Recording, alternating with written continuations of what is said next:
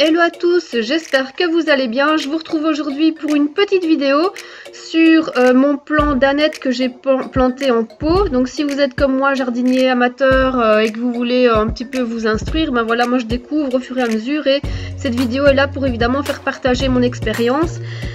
Voilà, donc n'hésitez pas à vous abonner à la chaîne. Donc je mets plein d'astuces, zéro déchet, etc. Moyen de récupérer des plantes, faire des boutures, etc. Donc abonnez-vous, ce serait vraiment sympa. Alors je vais vous montrer ici donc la plante en fleurs. Donc vous avez déjà une petite boule, donc ce sont déjà la plante qui monte en graines. Et en fait elle va évidemment fleurir. Donc voilà, en photo on voit la petite boule, donc ce sont une future fleur.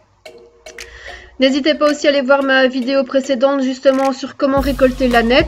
Alors voilà déjà mes boutons de fleurs d'aneth, donc ça va devenir jaune. C'est assez joli quand ça fleurit, c'est une espèce de grande rosace que je vous montre tout de suite. Voilà, c'est une espèce de grande rosace comme ça, jaune, franchement c'est pas mal. C'est évidemment odorant, ça sent fort l'aneth quand on passe à côté. Et voilà, elles sont vraiment sympas. Voilà ce que ça donne jaune. Bon là, les semences ne sont pas encore prêtes à être prise, puisque là il y a encore la fleur, donc il faut attendre que la fleur sèche et se transforme en graine. Donc voilà ce que ça donne fin juillet, début août. Donc la plante a complètement séché. On voit que la fleur qui est montée en graine, finalement a donné ses graines qui sont sèches. Et voilà donc comment les récolter. Mais il suffit par facilité de couper la branche et de prendre un pot en plastique, un récipient, c'est beaucoup plus facile. Et vous frottez en fait les branches et les petites semences vont en fait tomber les unes après les autres assez facilement.